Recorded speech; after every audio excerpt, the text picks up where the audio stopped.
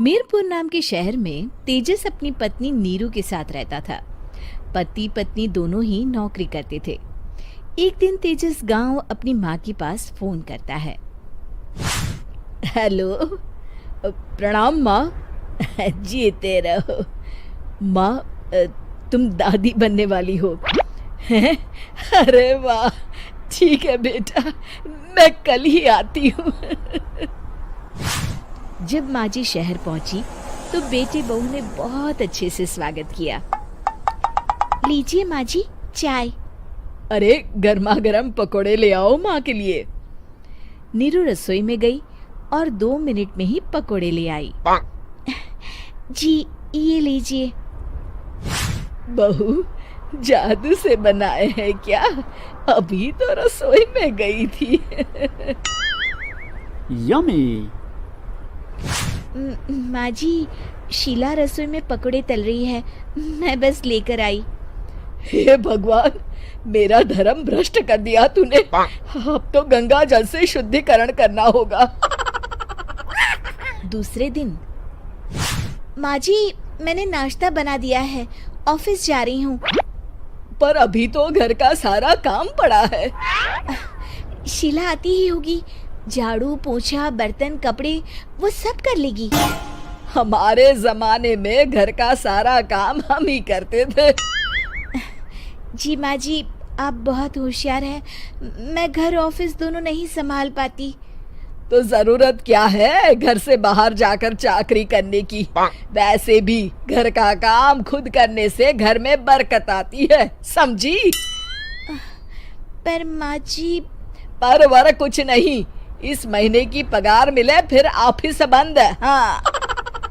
रात को नीरू तेजस से कहती है, सुनिए जी, माँ जी बोल रही थी कि मैं नौकरी छोड़ दूं। वैसे ठीक ही तो है, अभी तुम्हें आराम की जरूरत है। फिर भी आराम कहाँ, शीला को छुड़ाने के लिए बोल रही थी। तो अब 24 घंटे में इतना काम तो कर ही सकती हो। पर जॉब पसंद है मुझे, घर पर मन नहीं लगेगा।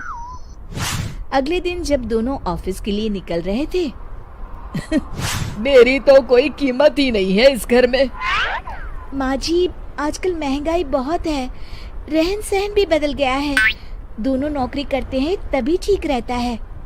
अच्छा, तू कहना क्या चाहती है? मेरा बेटा तुझे बिठा के खिला नहीं सकता? तू ही इस घर का खर्च चला रही है, हैं? नहीं माँ जी, मेरा वो मतलब नहीं था। मतलब खूब समझती हूँ, ये बाल धूप में सफेद नहीं किए मैंने। हाँ।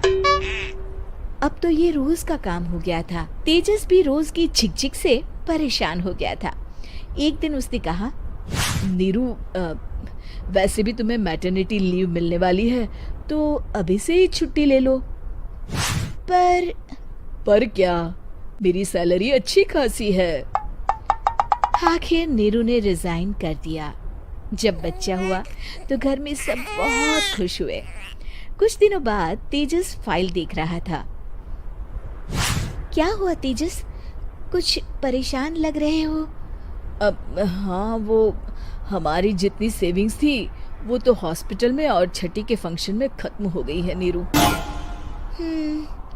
और अभी वैसे मंदी चल रही है तो मैं बोल रही थी कल मुन्ना को हेपेटाइटिस का टीका लगवाना है। नीरू, क्या पोस्टपोन नहीं कर सकते? नहीं जी, बिल्कुल नहीं। अब तेजस को समझ में आ रहा था कि उससे गलती हुई है। पैसों की कमी का असर घर के माहौल पर भी पड़ रहा था। अगले दिन, बेटा मेरा चश्मा और ये दवाइयाँ ले आना, पर्चा देते हुए माँ जी ने कहा। जी। तेजस, मुन्ना के लिए दूध का डिब्बा और डायपर भी ले आना, और ये किराने के सामान की लिस्ट है, इसे भी लाना है। तेजस गुस्से में लिस्ट मरोड़कर फेंकता है और चिल्लाता है, पैसे क्या पेड़ पर उगते हैं? ये ले आना, वो ले आना। अरे पर ये जरूरत का सामान ही है। वो गुस्से में बिना कुछ कहे ऑफिस चला गया। अरे लंच तो ले जाइए। नीरू दौड़कर डिब्बा पकड़ाती है एक दिन खाना खाने के बाद, नीरू, अब तो मुन्ना कुछ बड़ा हो गया, तो अब तुम वापस ज्वाइन कर लो ना जॉब। पर इस रिसेशन में जॉब मिलना बहुत मुश्किल है। ट्राई तो करो। फिर मुन्ना, माँ जी है ना, और एक फुल टाइम मेड भी लगा लेंगे। पर माँ जी, उन्हें तो पसंद नहीं। तभी माँ जी वहाँ आ जाती है और प्यार से नीरू के सर पर हाथ फेरते हुए बोलती है, अब मेरी समझ में आ गया बहू, पहले के और अब के समय में अंतर है। तुम काम शुरू करो, मुन्ना की जिम्मेदारी मेरी। मेरी प्यारी माँ जी, ये कहकर नीरू उनके गले लग गई। शिक्षा, परिवर्तन संसार का नियम है, हमें भी समय के साथ चलना चाहिए। उम्मीद है कि आपको हमारी ये कहानी पसंद आई होगी। कृपया हमारे चैनल को सब्सक्राइब करें और सभी अपडेट्स के लिए बेल आइकन जरूर क्लिक करें। और हाँ, वीडियो लाइक और शेयर करना मत भूलिएगा। Bye bye.